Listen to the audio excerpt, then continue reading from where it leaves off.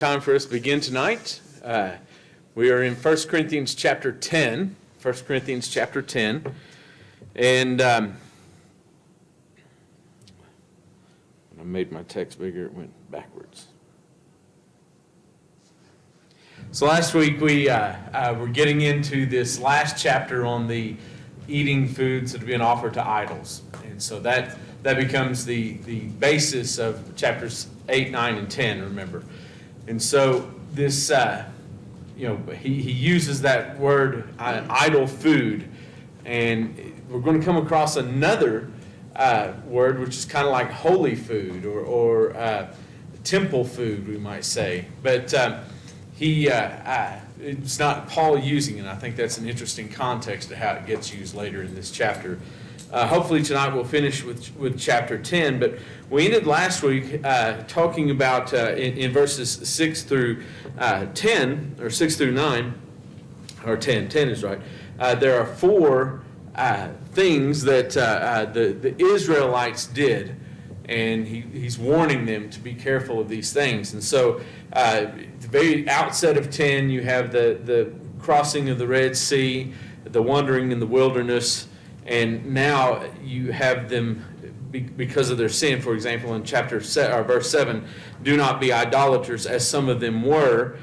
And then in verse 8, we must not indulge in sexual immorality as some of them did.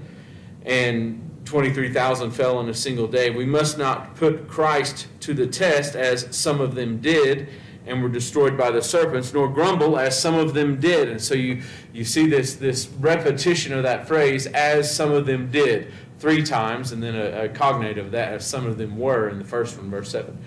And this is really in contrast, remember, to the first 4 verses, which says all of them went through, all of them were baptized, all of them did this, and all of them did that. And so there was this corporate nature of the events of the crossing of the Red Sea. But as you get into the wilderness wanderings, you have those that there were some of them did this and some of them did that.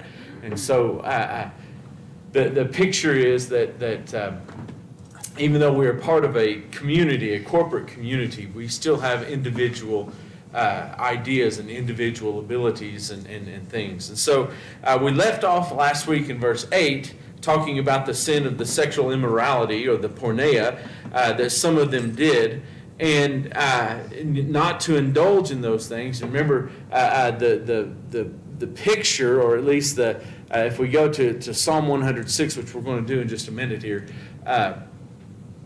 when he's listing all these things that happened in the wilderness, he makes reference to this, and he applies it to Phinehas. Phinehas was the one who was zealous for the nation, and there was a man and a woman who were engaged in intercourse at the very doors of the tent of the tabernacle, and he was the only one who was willing to take a spear and deal with this situation, and he drove it through both of them in the very act.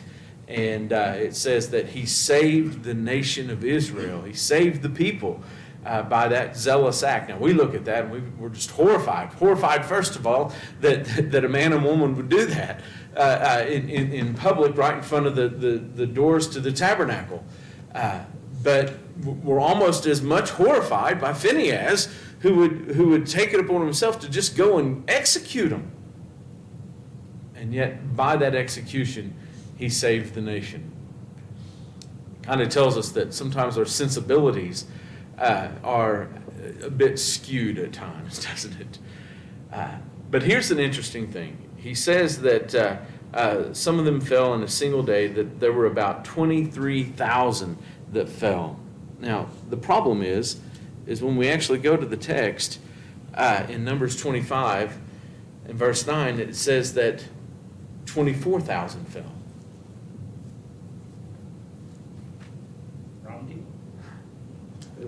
Okay, well, before we get into Ivan's answer, let's go to Paul's. Is it a matter of rounding? If the correct number is 23,000, where would you round that to normally? Like 25,000, right? We generally go in the 5s and 10s. why would you round 23,000 up to 24,000? Or, for that matter, if the real number is 24, why would you round it down to 23? So one of the answers is, or one of the suggestions, and let me just, so this is a discrepancy, we might say. There are no texts of 1 Corinthians that we have, manuscripts of 1 Corinthians, that say, well, there's 24,000 versus 23,000, that this is textual variant. Solidly, all the manuscripts of 1 Corinthians say 23,000. The same is true in Numbers 25. All of them say 24,000. So it's not a matter of textual variation. It is a quote contradiction. I mean, it is, like it or not, there is a different number in both of these. So what do we do in those instances is we look for a plausible explanation. Okay, we don't have to prove that it went this way or went that way. We simply have to offer one plausible explanation. And so some have suggested, as Paul mentioned just a moment ago, that it's an issue of rounding. And so they've said that like the real number was like 23,500. Moses rounded up and Paul rounded down. And that's basically what happened. Is that plausible? Yeah, it's plausible. The only thing is we don't have any reference anywhere that says that we're only 23,500. We only have the two references of 24,000 and 23,000. And most people who are going to be critical are going to say, well, that's mighty easy. and it is. It does make for an easy one. Some have suggested that Paul is writing from memory, and it was simply a memory lapse. That as he's looking at it, remember they don't have a Bible that is in page form, and he can go to Numbers chapter 25 and verse 29 and look it up real easily. It's a scroll, and he would have had to know approximately the location in the scroll, and so unrolling and rolling the scroll at the same time to get to that point, and it would have been somewhat tedious, and so it's possible. The idea is that Paul said, you know what, it was 23,000, and then later, maybe it wasn't. It was 24,000. So maybe it's a lapse in Paul's memory. Some have suggested that it's a confusion on Paul's part with Numbers 26:62. And the reason why that's important, obviously, if you're looking at 25:9 and 26, the two chapters are next to each other. Remember, there are no chapter breaks. There are no versification at the time that Paul is looking at these. And so it would have been in approximately the same place of the scroll. And in Numbers 26, they're numbering the people. They're making a census of the people. And he makes reference to there's a census of the Levites, the men in the tribe of Levi. And how many were there? 23,000. So maybe Paul is thinking somewhere in there, they're close together. Maybe he read them in the same night a few nights ago, and he's just conflated the two numbers of 24,000 and 23,000. Right? So that's a possibility. Number 4, we already mentioned here in the list. Number 5 is Paul only mentions the ones that fell by the plague and does not mention the ones who are killed by the elders. Now, remember, Moses had met with the elders, and he said, look, this is what the children are doing, and you need to go deal with that and slay them, kill them. And in addition to the elders making that judgment upon the people in their tribes, there's also a plague that sweeps through the land. And so Paul is looking at the number that died by the plague, and Moses is adding to that 23,000 number the 1,000 that the elders of the nation killed in judgment on the tribes. Okay, that's kind of with the rounding figure. It seems pretty simple as far as it's kind of like a way to get around it almost. But at the same time, We don't have any information of the number that the elders killed. It simply says that in that day, 24,000 die. Is it plausible? Yeah, it's plausible. Similar to that is this idea that 23,000 fell in one day. In other words, the plague or the judgment that was going on in Numbers 25, that it was protracted over the course of a couple of days. But the big day, 23,000 fell on that day, and then maybe the other 1,000 fell the next day or over the course of the day or two afterwards as the elders continued the judgment upon the nation. And that's plausible. It does, again, kind of smacks of that, well, let's just find a way around it, dealing with that. Some suggest that Paul was simply trying to avoid exaggeration. We'll never believe 24,000, so I'll say 23,000. I don't see that as a reasonable one. David Garland, in his commentary, says that Paul deliberately mixed the numbers of Numbers 25, 29, and Exodus 23, 38 to keep idolatry in the discussion, because in Exodus 23 it is a discussion about idolatry as opposed to fornication. But that to me, he thinks that sounds great, but I don't, because the immediate context that Paul is using this is fornication. And yes, it is in an overall context of idolatry. And so he says, well, Paul's borrowing from a moment of idolatry and a moment of fornication and putting them together to keep both before our minds. I don't see that. My personal, and take this for a grain of salt or whatever you want, my personal would probably be that the number was not exactly 24,000 or 23,000. That in both cases, Moses and Paul are rounding, as is often done and mostly done in the context of Scriptures. For example, you go to Revelation 7. Those who are going to be able to stand, and he goes through the list of the 12 tribes of Israel, remember, and of each tribe there's 12,000 saved in each one of them, and that adds up, 12 tribes times 12,000 is 144,000, right? But we look at that number and we understand that is a multitude. It's not meant to be that from the tribe of Dan exactly 12,000 people are going to be saved. Not one more, not one less.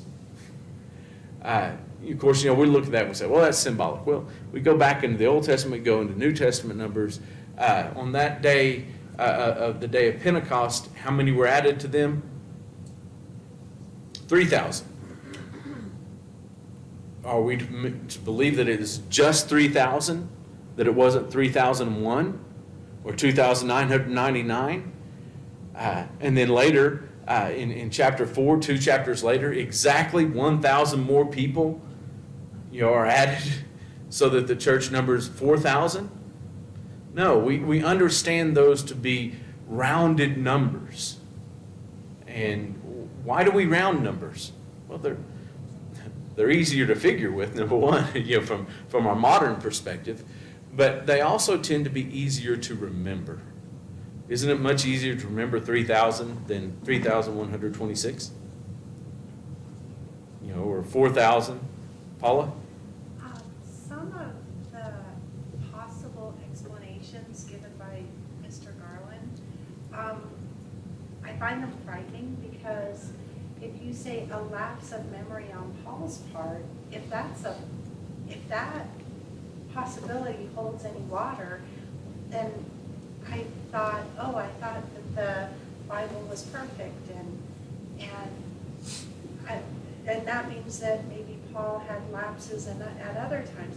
Just some of those explanations, I think, to me, they are not biblical. Yeah, certainly, as we look at that list of possibilities, there are some that I would consider out of the realm of possibility, and that is one of them. Because I do believe in inspiration, the superintendence of the Holy Spirit.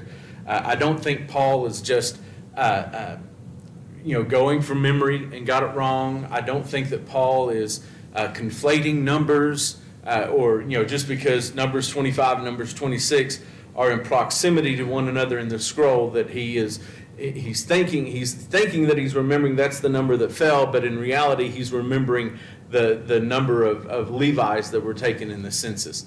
To me, those are not plausible, because I do believe in inspiration. But when you start talking about critical scholarship, not all of them believe in inspiration. So, or they believe in an inspiration that is much different than the inspiration we would talk about, and so they have no problem citing those. I'm simply giving you what some people have said, but to me, the most plausible is the rounding. The other ones, some of them I think are possible, but they just don't, to me, fit as well. Jennifer? I was thinking as you were reading through the list, similar thoughts, but yet Paul was a smart man. He was, in a sense, like top of his class type of, as a Pharisee. He was smart. He knew stuff. He would not have been one to have just mixed something up like that or forgotten. Yeah. He was smart. All right, Terry first, and then I saw another hand over here. I think by using a number that large, you can take the emphasis off of the number and put it right back on. After they were baptized, they were killed. Yeah. Because of sexual immorality. And that's really the number doesn't matter if it's a large amount. Well, I think in Paul's mind, this is a shocking number. Because these were the ones who have gone through the benefit of being saved by God, delivered out of the hand of the Egyptians, and yet God did not spare their lives when they turned against him. And that's the picture. I mean, that's the emphasis of it. Mark? I'm trying to read and think and understand at the same time. I wish that worked very well for me, but you said something that just seems to me to be the most obvious, that the additional information in 1 Corinthians versus Numbers is in one day. Yeah. So if you just take the text, it seems to me it falls out that's how many died in one. Maybe. Certainly. Paul does add that, in one day for a reason. Is it to identify, to me, it's the shock value. 23,000 people died in a single day. And that's how he wants his readers to look at that. Now, is he really delimiting the number of people in the entire event, 24,000, and that 23,000 of them died in one day? Maybe, possibly. I think that's a plausible explanation. We don't have to prove, which one it is. We simply have to give a plausible explanation for the, alleged contradiction. So some of them fell in a single day. We must not put Christ to the test. That is, obviously the idea of testing his faithfulness is the idea, as some of them did and were destroyed by serpents. And so now he goes to Numbers 21, when the serpents are going through the camp and biting people and they're dying, and the cure is that Moses was to make a brazen serpent and put it on a staff, and anyone that was bitten could look upon the brass serpent and would be healed. And so again, these all recognize the power of God, but also the holiness of God. And this is something we cannot forget about, because when we talk about sin in and of itself offends the very holiness of God.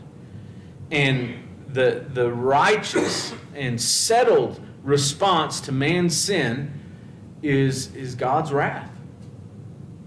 And so when they became idolaters, when they engaged in sexual immorality, when they put Christ to the test, I think it's interesting that the Christ, who was following them in the form of the rock, and that's the picture that is painted, that even though Jesus had not been born, the second person of the Godhead is with them in presence as they're going through all of this. And so don't put him to the test, as some of them did, and they were destroyed. And so the Israelites tested God in the wilderness, oftentimes asking for something to drink or something to eat. And the place of the waters where he strikes the rock, he referred to as Meribah and Marah, or Massah, I'm sorry. And Meribah means testing or proving, and the other is quarreling. And so in the Septuagint, by the way, when it translates this, it simply says that Moses called the place testing and quarreling. So I love how the Hebrews named places and their children. Lo Rahama, one of my favorite names in the Bible. Lo Rahama, which means not my people. You're not my people. And so every time, Lo Rahama, come into play, or come in to eat, not my people, come inside. You can imagine a parent, calling out to their child, not my people, not my people. And so, but their names were very pronounced in meaning. Terry? What's more shocking is, right after they were baptized, sin spread so fast, got to that many people. How did it do that? Right after they're saved. Not only that did it spread so much, but remember, within 2 years after crossing the Red Sea, they go to spy out the land, right? And they don't go into the land, Numbers 13 and 14. They choose not to because, we were like grasshoppers in their sight. It was a true lack of faith to go into the land of Israel, or the promised land. And so God forced them to wander 1 year in the wilderness for every day they spent spying out the land, which was 40. And so they'd already spent 2 years. Now they've got 38 years of wandering left. But you remember what was supposed to happen during that 38 years? Everyone who was 20 years old or older would die. An entire generation would die in the wilderness. And only their children would be the ones that would be allowed to cross over. So that's a pretty significant moment in the nation as well. So don't be idolaters. Don't engage in sexual immorality. Don't test the Lord, and don't grumble, as some of them did, and were destroyed by the destroyer.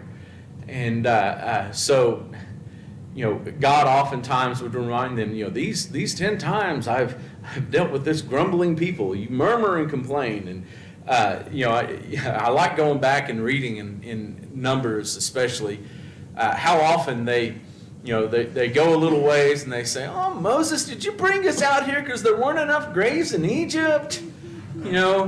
Moses, did you bring us out here because the food was too good in Egypt?" And they're always complaining to Moses about all these things. It's almost like they have forgotten the overarching deal that God has saved them. God has delivered them from the hand of the oppressor. Well, forget about that. We wish that we were still in Egypt with our hand in the flesh pots. It's kind of sad.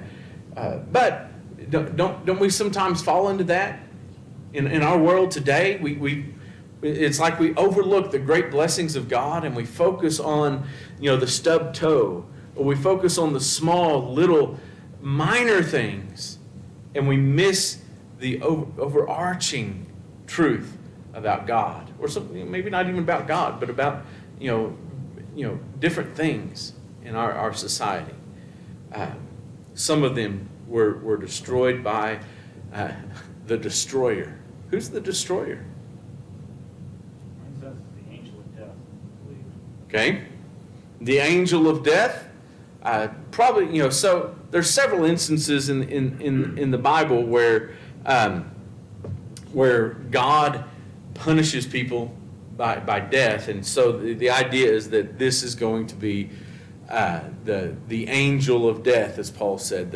This is the one God sends out to mete out the punishment, and I think that's probably what's in focus here. So in Exodus chapter 12 and verse 23, when the Passover comes, it very clearly says in the text that God was going to pass over the land of Egypt, and He does, but He does so most likely through this destroyer, this angel of death.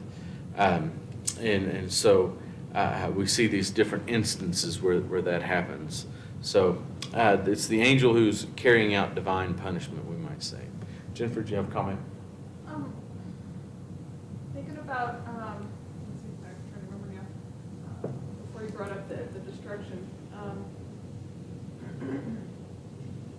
We're talking about the grumbling. The grumbling, yes. Often we get so focused on ourselves, it's like looking at a picture, you know, one piece of a whole mosaic mural.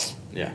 And we don't understand, you know, through life and experience, we can learn to expand our view, but as long as we're focused on self and our stubbed toe, that's all we're gonna see.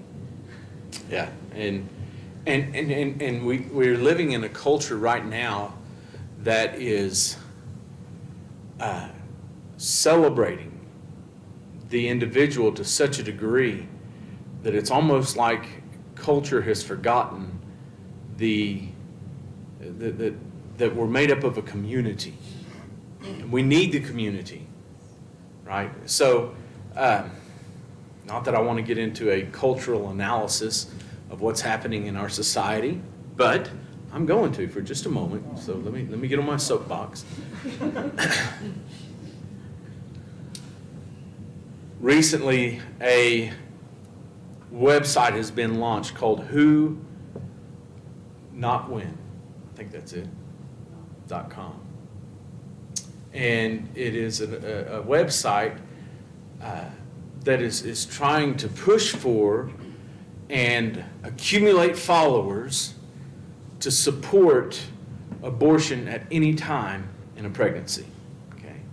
And they've been running ads on television.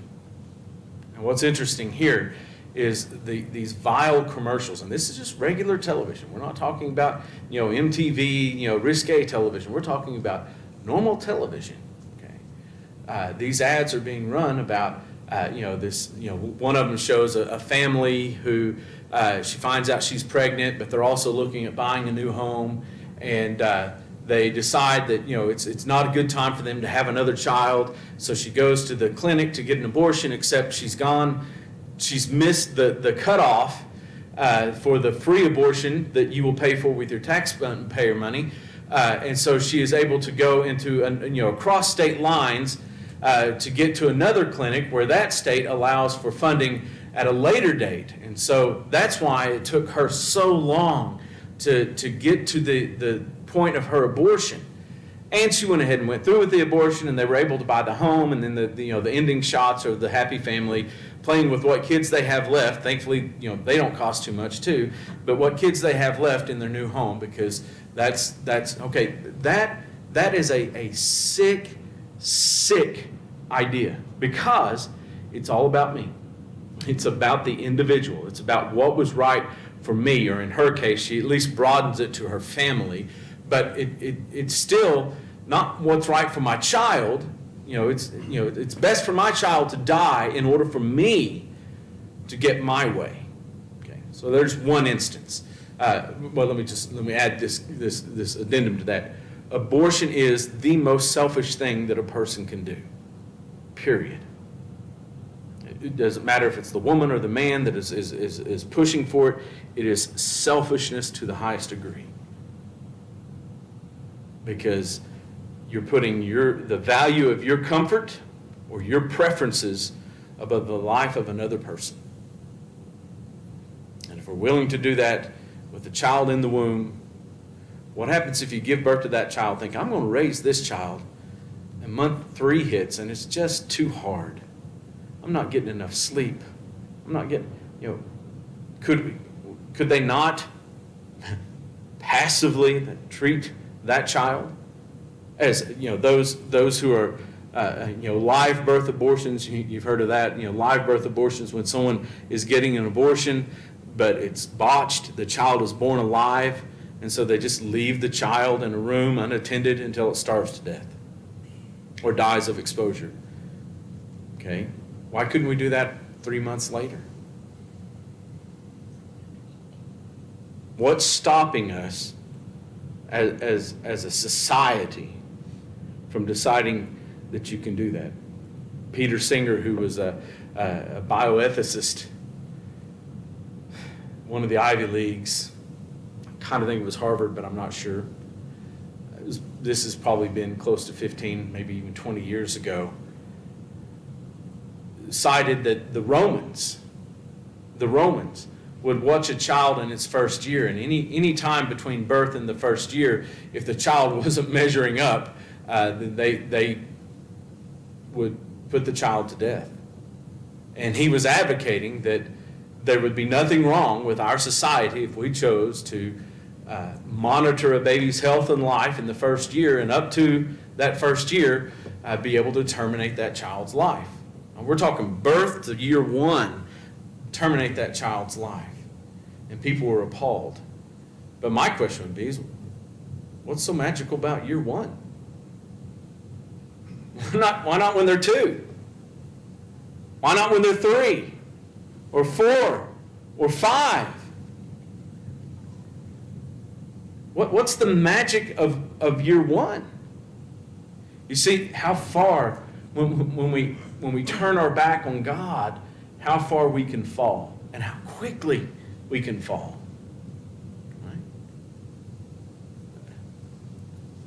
Right? The gender identity issue.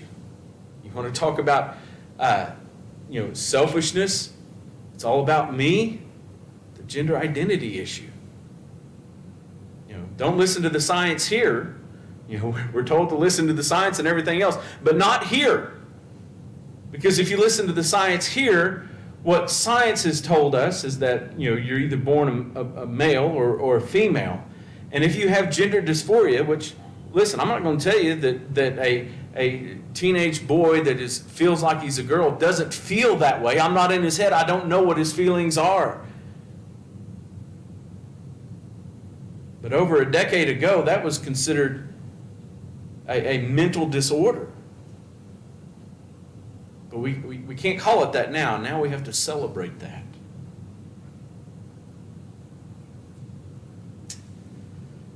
We are very focused on the self, and we're losing a communal identity. Is that seeping into the church? Yeah.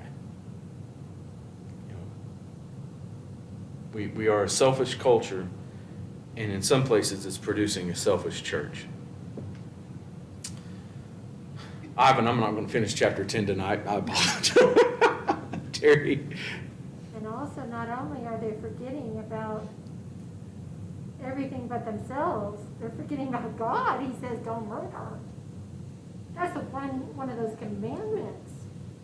And they're turning their back on God for sure when they're doing that.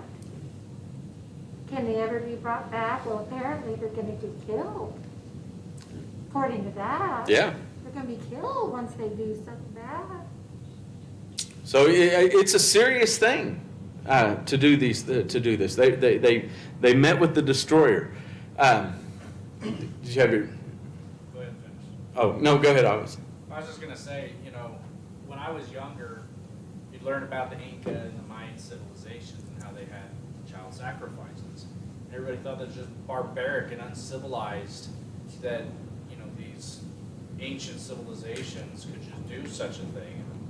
You look at what's going on today and the things that are, they're still uncivilized and barbaric.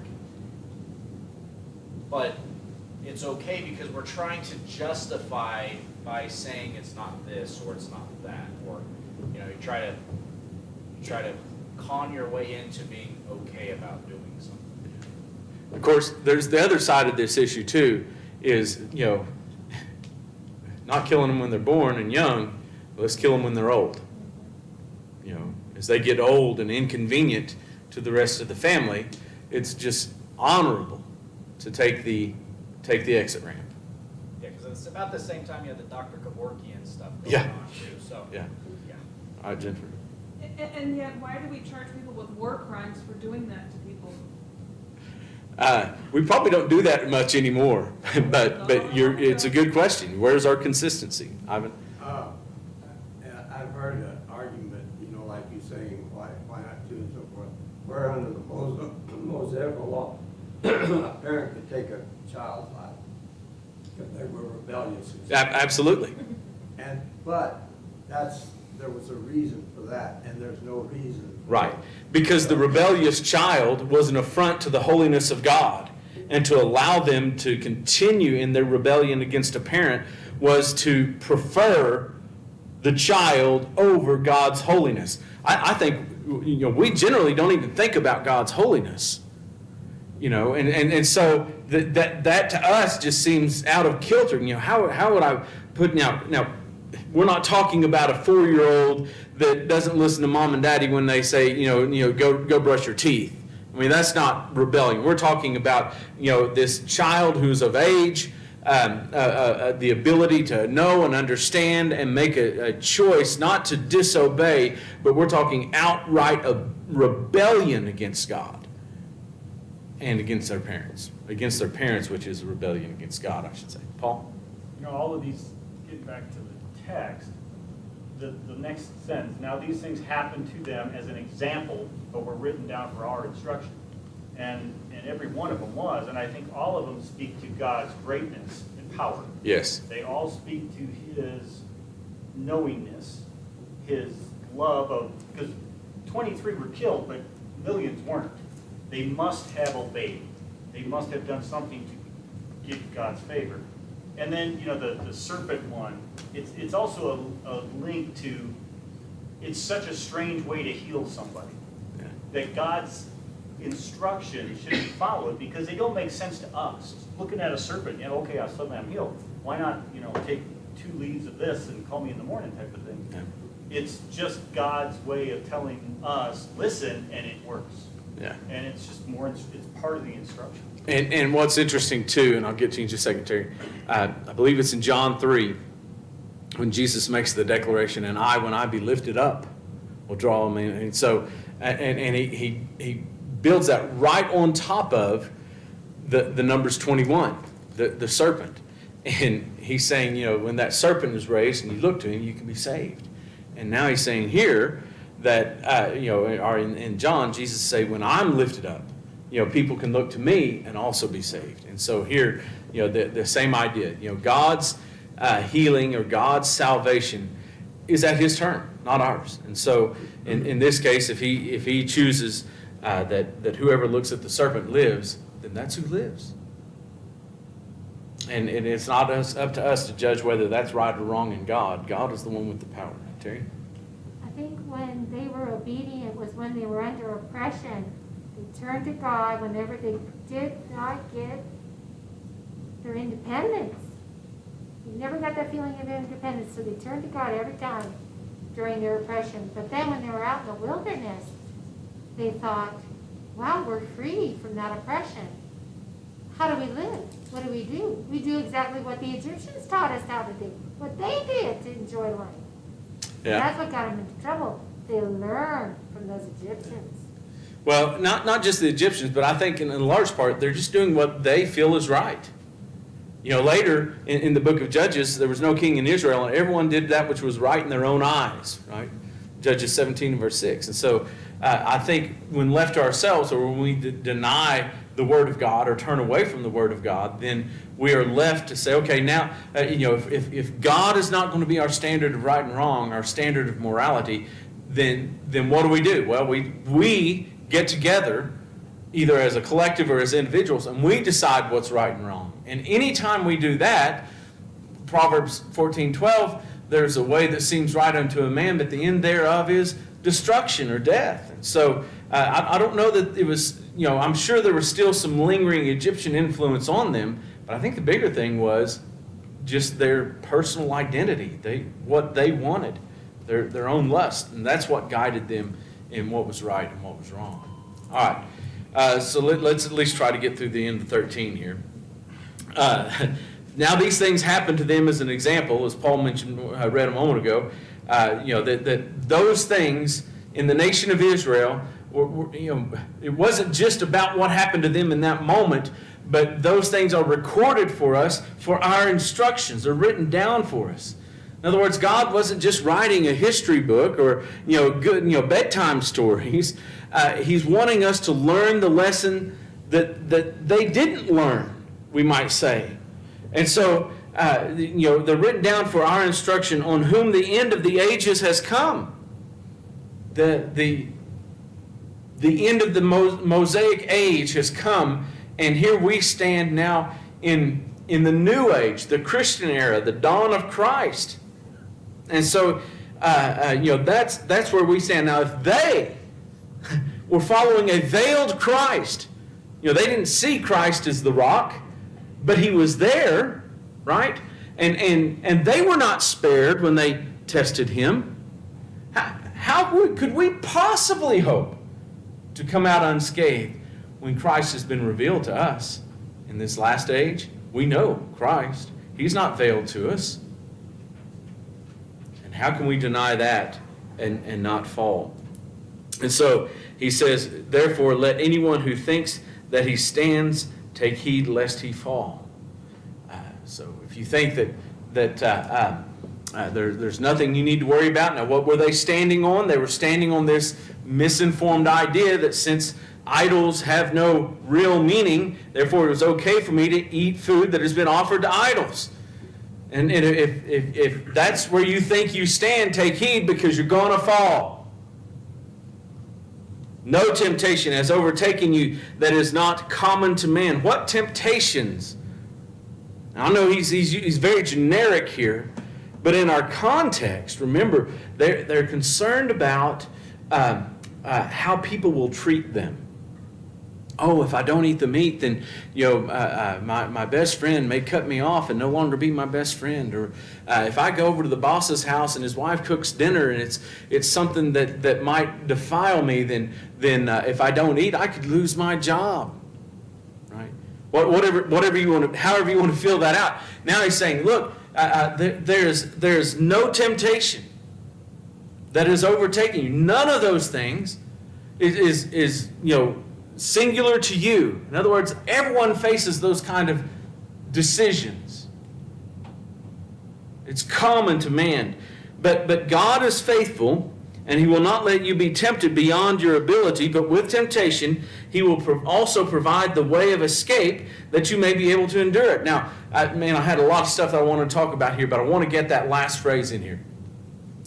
God, when we think of a way of escape, oftentimes we think, we're right here in the midst of this turmoil, this temptation, and if I just look hard enough, there's a door, and I can go through that door and no longer be under this temptation, no longer be in this trial. That's not what he says, is it? He says there's going to be a way of escape that you may be able what? To endure it. In other words, the promise is not that God is going to remove you from the temptating situation, but that God will be with you so that you may be able to endure in that moment of temptation.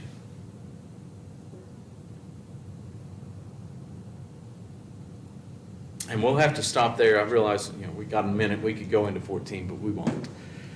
I do appreciate your attention tonight. Good comments, good commentary, and I think a good back and forth on some of these issues. But it's an interesting time in the nation of the church as they're trying to move forward. And he says, look, don't just move forward. Look back to where you came from and be aware of how that's going to affect you going forward. So we'll pick up in verse 14. He gets into what appears to be a discussion of the Lord's Supper, and we're wondering, how does that fit in with the whole idol food controversy? But it does, and we'll see that next week. I want to make one announcement as we go into our prayer. Remember Alan Samuelson? His mother is on hospice. Her name's Carol Samuelson. She's not doing very well. And also Ron Udaley sent a